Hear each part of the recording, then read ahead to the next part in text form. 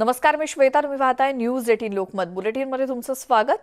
आणि पुढच्या अर्ध्या तासात बातम्यांचा वेगवान आढावा घेणार आहोत स्पीड न्यूजमध्ये. ओबीसींच्या राजकीय आरक्षणासाठी एम्पिरिकल डाटा गोळा करून तो सुप्रीम कोर्टात सादर करणं हाच अंतिम कायदेशीर उपाय असल्याचं मत घटनातज्ञ डॉक्टर उल्हास बापट यांनी व्यक्त केलं.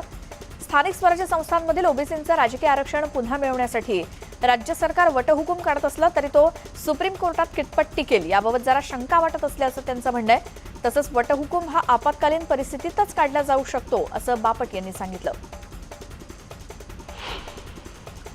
मुख्यमंत्री उद्धव ठाकरे यांनी शुक्रवारी औरंगाबादमध्ये केलेल्या एका विधानावरून राज्यामध्ये जोरदार राजकीय चर्चांना उधाण आलंय. मात्र आता शिवसेना खासदार संजय राऊत यांनी उद्धव ठाकरेंच्या त्या विधानामागचा अर्थ नेमका कोणता याविषयी भाष्य करत गौप्यस्फोट केला. सरकार 5 वर्ष चालवायची कमिटमेंट आहे आणि शिवसेना शब्दांची पक्की असते, तर शिवसेना पाठीत खंजीर खुपसत नाही असं राऊत म्हणाले. दरम्यान शिवसेना दिलेला शब्द मोडत नाही ही शिवसेनेची खासियत आहे.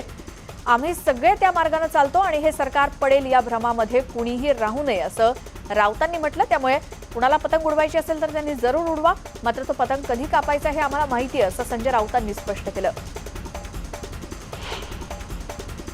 गेल्या काही महिन्यात एक आसाम राज्य सोडलं तर पश्चिम बंगाल, तामिळनाडू, केरळमध्ये भाजपला पराभवाचा सामना करावा लागला. महाराष्ट्रामध्ये भाजपला विरोधी पक्षात बसावं लागलं. गुजरातमध्ये तर सगळी जमीन उकरून किडकीत झाडं मुळापासून उपटून टाकली.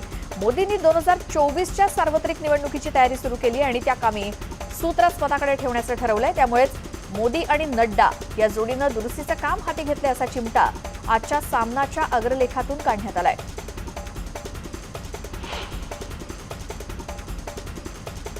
तब्बल 16 तास इन्कम टॅक्स विभागाकडून अनिल देशमुख यांच्या नागपुरातल्या घराची झाडाझडती घेण्यात आली. सकाळी 11 वाजल्यापासून पहाटे 3 वाजेपर्यंत घराची झाडाझडती सुरू होती.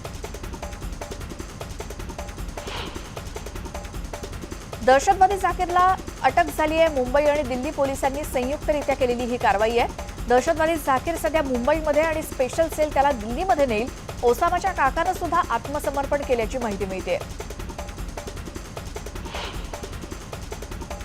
मुंबई एनसीबीनं अंडरवर्ल्ड डॉन दाऊद इब्राहिमच्या हस्तकाला नवी मुंबईमधून अटक केली आहे. एनसीबीनं दाऊदचा हस्तक अझीम भाऊ उर्फ मोहम्मद अझीम अबू सालीमला अटक केली आणि त्याच्या विरोधात खंडणी, दरोडे आणि ड्रग तस्करीचे गुन्हे दाखल आहेत. त्याच्या विरोधात मुंबई आणि ठाण्यासह अनेक पोलीस स्थानकांमध्ये गुन्हे दाखल आहेत. एनसीबी अनेक दिवसांपासून अझीम भाऊ उर्फ मोहम्मद अझीमचा शोध घेत होती आणि अखेर काल संध्याकाळी नवी मुंबईत छापेमारी दरम्यान त्याला अटक करण्यात आली आहे. उपमुख्यमंत्री अजित पवार आज बारामतीत आहेत आणि बारामती परिसरातील सार्वजनिक कामांची ते पाहणी करतायत. तसंच काही भूमिपूजन देखील करणार आहेत. करहा नदीवरील सुशोभीकरण प्रकल्पांतर्गत गॅबियन वॉलची ते पाहणी करतील आणि मेडद येथील शासकीय आयुर्वेदिक कॉलेजच्या जागेची सुद्धा पाहणी करतायत.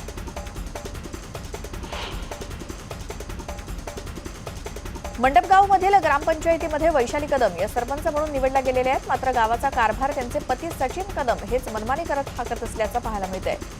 सरपंच पत्नीच्या ग्रामपंचायतीच्या कामातील ढवळाढवळ इतकी वाढली की मी सांगेन तेच अध्यक्ष करतील अशा आविर्भावात हे महाशय बोलताना मोबाईल कॅमेरात कैद झाले. चेंबूर जोड रस्ता प्रकल्पाच्या विस्तारीकरणाचं काम मुंबईमध्ये तासव गतीनं सुरू आहे. विस्तारीकरणांतर्गत बांधण्यात येणाऱ्या 3.8 किलोमीटर लांबीच्या उन्नत रस्त्याचं काम डिसेंबर 2020 मध्ये पूर्ण होणं अपेक्षित होतं. मात्र हे काम रखडलंय. आतापर्यंत केवळ 60% काम पूर्ण झाले आणि कामाचा वेग लक्षात घेता प्रकल्प पूर्णत्वासाठी 9 मार्च 2022 हा महिना उजाडेल आणि तो मुहूर्त देखील चुकणार असल्याची चिन्ह दिसत आहेत. मुंबई उपनगरीय लोकलच्या गर्दीमध्ये वाढ होत असून 15 ऑगस्ट पासून ते आतापर्यंत साधारण 12 लाख प्रवाशांची त्यात भर पडली आहे. त्यामुळे मध्य आणि पश्चिम उपनगरीय रेल्वे मार्गावरून दररोज प्रवास करणाऱ्या प्रवाशांची संख्या 40 लाखांच्या पार गेली आहे. या काळात 2 लसमात्रा घेतलेल्या 9,28,574 जणांना मासिक पास देखील देण्यात आले. मानवी वस्तीमध्ये बिबट्याचा वावर वाढलेला आहे आणि बिबट्याचा मुक्त संचार मुंबईतल्या आरे युनिट 3 मध्ये सीसीटीव्हीमध्ये कैद झालाय. त्यामुळे नागरिकांमध्ये एक प्रकारे भीतीचं वातावरण आहे.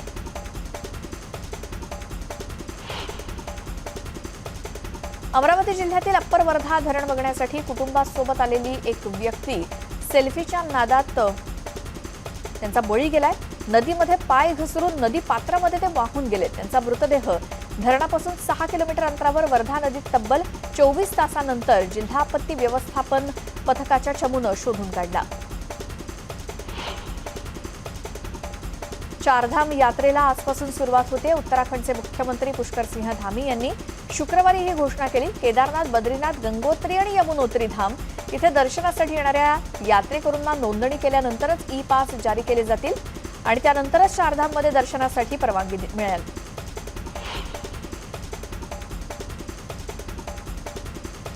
अनंत चतुर्दशी निमित्तानं होणाऱ्या गणेश विसर्जनाची जय्यत तयारी महापालिकेच्या वतीनं करण्यात आली आहे. त्यामुळे उद्या मोठ्या संख्येनं घरगुती आणि सार्वजनिक गणेश मूर्तींचं विसर्जन होणार असल्यानं पालिकेची यंत्रणा आता सज्ज झालेली आहे. कोरोनाच्या पार्श्वभूमीवर गर्दी होऊ नये म्हणून यंदाही 173 ठिकाणी कृत्रिम तलावांची उभारणी करण्यात आली असून आवश्यकतेनुसार विविध ठिकाणी मूर्ती संकलन केंद्र असतील किंवा फिरती विसर्जन स्थळं कार्यरत असतील.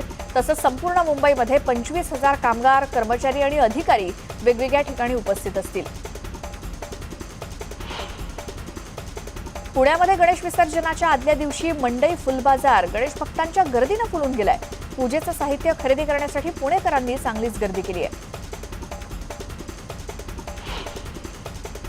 गणपती विसर्जनासाठी पुणे मनपानं शहरामध्ये ठिकठिकाणी फिरते हौद उपलब्ध करून दिले. त्याच हौदांच्या ठिकाणी मूर्ती देखील स्वीकारल्या जाणार आहेत. कोरोना साथीच्या पार्श्वभूमीवर पुण्यात सलग दुसऱ्या वर्षी नदीघाटावरील विसर्जनाला बंदी आहे. सार्वजनिक गणेश मंडळांनी सुद्धा उत्सव मंडपाच्या आवारातच कृत्रिम तलावामध्ये आपल्या लाडक्या गणपती बाप्पाला भावपूर्ण निरोप द्यायचा आहे. कोरोनाबाधितांच्या दैनंदिन रुग्णसंख्येत चढ उतार सुरूच आहेत. राज्यात शुक्रवारी 3,586 नव्या कोरोनाबाधितांची नोंद झाली तर 4,410 रुग्ण कोरोनामुक्त झाले. राज्यात आतापर्यंत 63,24,720 रुग्णांनी कोरोनावर मात केली. त्यामुळे राज्यातील रुग्ण बरे होण्याचं प्रमाण 97.08% इतकं आहे. देशातील कोरोना रुग्णसंख्या काही केल्या कमी होताना दिसत नाहीये. गेल्या 24 तासात देशातील रुग्णसंख्येत 35,662 इतकी भर पडली आणि 281 लोकांचा मृत्यू झाला. गेल्या 24 तासात 33,798 जण कोरोनामुक्त झालेत आणि काल वाढलेल्या नव्या रुग्णसंख्येपैकी एकट्या केरळमध्ये 23,260 नवे रुग्ण सापडले तर केरळमध्ये काल 131 जणांचा मृत्यू झाला.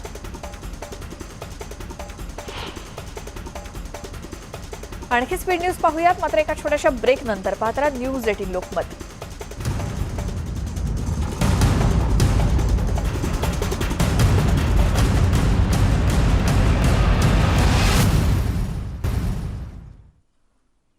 ब्रेक नंतर तुमचं स्वागत. पुन्हा पाहूयात स्पीड न्यूज.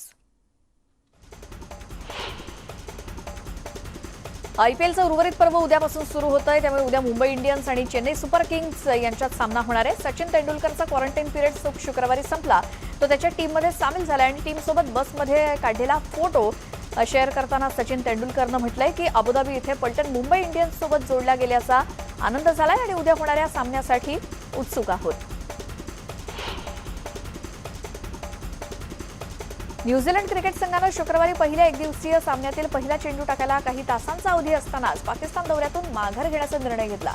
हा एकतर्फी निर्णय असल्याची टीका पाकिस्तान क्रिकेट मंडळाने केली. रावळपिंडी स्टेडियमवर पहिला एकदिवसीय सामना वेळेवर चालू झाला नाही कारण दोन्ही संघ हॉटेलमध्येच थांबले होते. आता शनिवारी न्यूझीलंडचा संघ मायदेशी परततोय.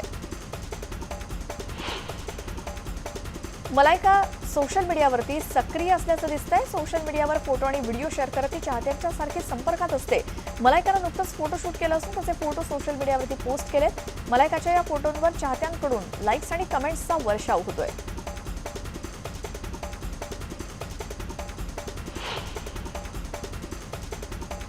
बहुचर्चित बिग बॉस मराठीच्या तिसऱ्या पर्वाची नांदी झाली आणि कलर्स मराठी वाहिनीनं उद्या संध्याकाळपासून बिग बॉस मराठी सुरू होणार असल्याचं सांगितलं. त्यामुळे दरम्यान यंदाच्या बिग बॉसचं घर नेमकं कसं असणार आहे याची प्रेक्षकांना उत्सुकता लागली आहे. तर बिग बॉसचं घर कसं आहे हे आपण आज दुपारी 3:30 वाजता पाहणार आहोत फक्त न्यूज 18 लोकमतवर. याआधी या घराची एक झलक खास न्यूज 18 लोकमतच्या प्रेक्षकांसाठी. पण सकाळचा चहा असेल, जेवण असेल, सगळ्या गोष्टी ज्या आहेत त्या इथे तयार होते. पण जेवण कोण तयार करणार हा टास्क कोणाचा? जेवणासाठी म्हणून काय काय रोज दिलं जाईल, व्हेज नॉन व्हेज ते कोणी बनवायचं आहे? जेवण बनवल्यानंतर भांडी कोणी घासायची? सगळं काही एकतर बिग बॉस ठरवतील याचं कॅप्टन ठरवतील। इथली डिझाईनसुद्धा खूप छान आहे, मस्त पद्धतीने हे किचन जे ते तयार करण्यात आलेलं आहे। क्या बात आहे, म्हणजे आपण देखील असं विचार करू यार अगर मेरा कोई आशियाना हो तो मेरे घर का किचन ऐसे होना चाहिए, आपलं किचन असंच सजलेलं असावं, असं हे बिग बॉसचं किचन जे आहे ते इथे आपल्याला बघायला मिळतं।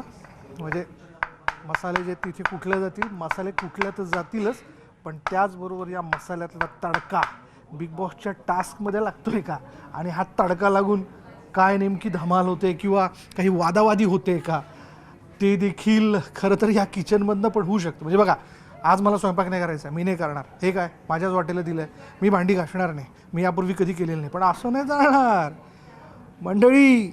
जितके दिवस तुम्ही बिग बॉसच्या घरात आहात तितके दिवस कॅप्टन जे ठरवेल, बिग बॉस जे तुम्हाला सांगेल ते तुम्हाला करावं लागणार आहे। हा जो पोर्शन आहे हा सगळा तो किचनचा पोर्शन आहे, आणि हाच तो एक पोर्शन असेल ज्याच्यावरनं आणखीन काय डिबेट होऊ शकतं। जसं मी यापूर्वी बोलण्यातनं सांगितलं, भांडी घासावी लागणार आहेत हो भाई, जर आलात तर भांडी घासणे क्रमप्राप्त आहे। पण चला, स्वयंपाक करून थकलात तर छानपैकी आराम करायला इथं सोफा सेट पण आहे। तर असं आहे यंदाचं बिग बॉसचं घर, मात्र त्यातले स्पर्धक कोण हे आपल्याला उद्या कळेल। आता आपण पाहूया टॉप 3 न्यूज। त्यातली पहिली बातमी आहे, मुंबईमध्ये महिला लसीकरण विशेष सत्रामध्ये 1,27,000 जणींचं लसीकरण झालं। महापालिका आणि शासकीय 19 केंद्रांवरती फक्त महिलांसाठीचं हे लसीकरण काल होतं।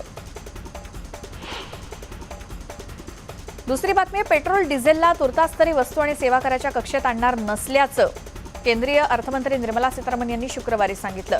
जीएसटी परिषदेच्या 45व्या बैठकीत याबाबत एकमतानं नकार देण्यात आल्याचं अर्थमंत्र्यांनी म्हटलंय।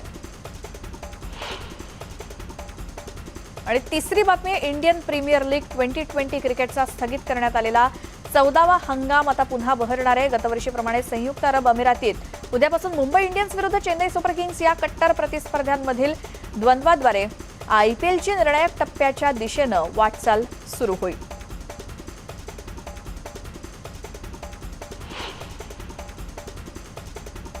ते संपूर्ण कोविड काळामध्ये कोरोना संदर्भात तुमच्या मनात काही प्रश्न असतील, सॅनिटायझर आपण वापरतो ते आपल्यासाठी हानिकारक तर नाहीत ना, किंवा लस घेतल्यानंतर ती तुमच्या डीएनए मध्ये तर बदल करणार नाही ना, किंवा लसीकरण केल्यानंतर सुद्धा कोरोनाची लागण होऊ शकते का, असे जर प्रश्न तुमच्या मनात असतील तर अशी एक जागा जिथे तुमच्या या सगळ्या प्रश्नांची उत्तरं तुम्हाला मिळू शकतात, ती सुद्धा तुमच्या स्वतःच्या फोनवर।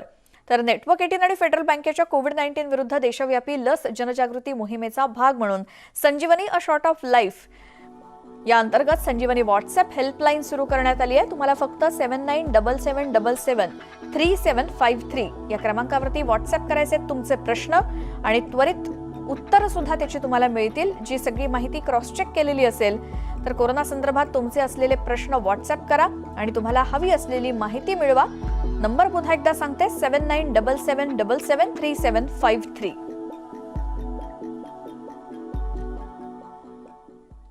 आणि यासोबतच वेळ झाली आहे या बुलेटिनमध्ये इथेच थांबण्याची, मात्र बातम्यांच्या प्रत्येक अपडेटसाठी पाहत राहा न्यूज 18 लोकमत।